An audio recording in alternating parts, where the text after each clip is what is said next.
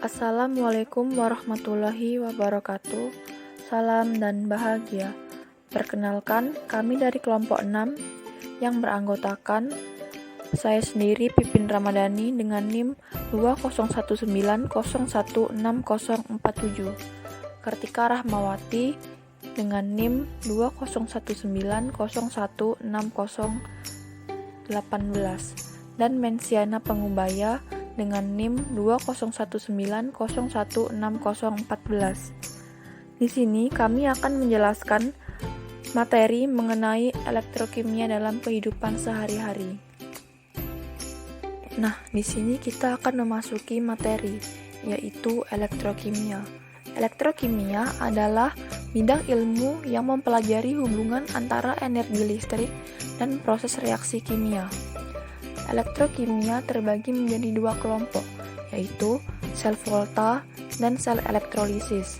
Sel volta adalah sel elektrokimia di mana energi kimia dari reaksi redoks spontan diubah menjadi energi listrik.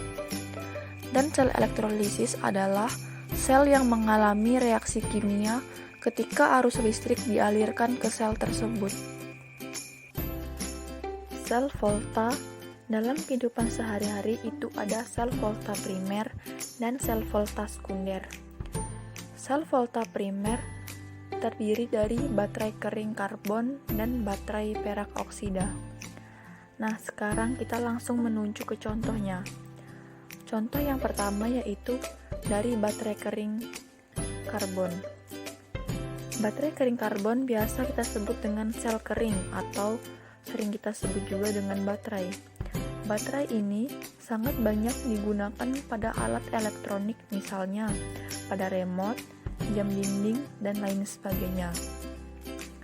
Dan contoh yang kedua, ada baterai perak oksida. Baterai perak oksida ini sangat berukuran kecil, yang biasanya digunakan pada jam tangan, kalkulator, dan lain sebagainya. Dan selanjutnya ada sel volta sekunder yang terdiri dari baterai nikel kadmium. Contohnya adalah handphone. Pada baterai nikel kadmium ini dapat diisi ulang karena baterai nikel kadmium ini bisa di-charger. Contohnya pada handphone ini, ketika habis baterai dapat di-charger dan bisa digunakan kembali.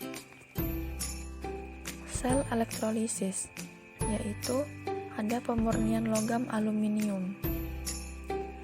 Prinsip pemurnian logam sama dengan penyepuhan logam, yaitu menggunakan metode elektrolisis dengan elektrida aktif.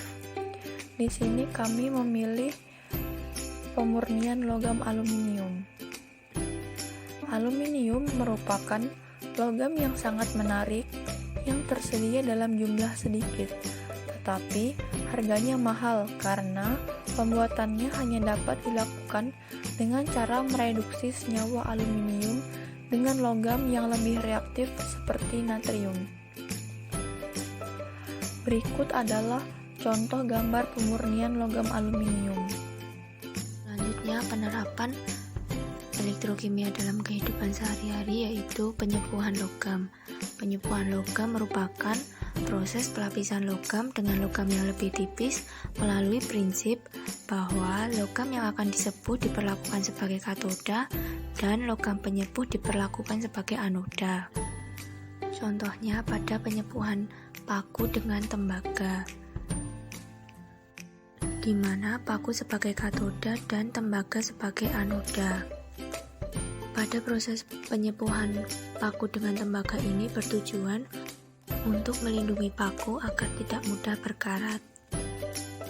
Kemudian berikut merupakan proses penyepuhan paku dengan tembaga. Pertama-tama CuSO4 dilarutkan untuk membentuk larutan elektrolit. Kedua elektroda dicelupkan dan dihubungkan pada baterai. Paku akan berperan sebagai katoda dan tembaga sebagai anoda. Elektron akan mengalir menuju katoda sehingga katoda bermuatan negatif.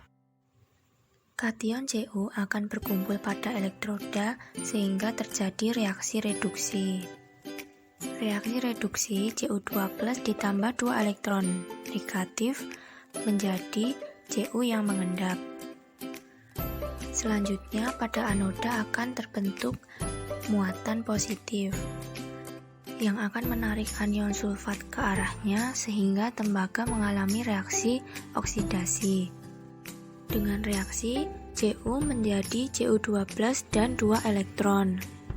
Ketika reaksi terjadi secara terus-menerus, maka tembaga lama-kelamaan akan mengikis. Secara berkelanjutan, reaksi ini menyebabkan tembaga semakin terkikis. Cu2+ yang dihasilkan dapat menuju katoda. Melalui proses ini, pelapisan pada paku akan berlangsung secara terus-menerus. Itulah proses rangkaian penyepuhan paku untuk melindungi paku dari korosi. Terima kasih teman-teman, semoga video ini dapat bermanfaat untuk kita semua. Sekian yang dapat kelompok kami sampaikan. Wassalamualaikum warahmatullahi wabarakatuh. Salam.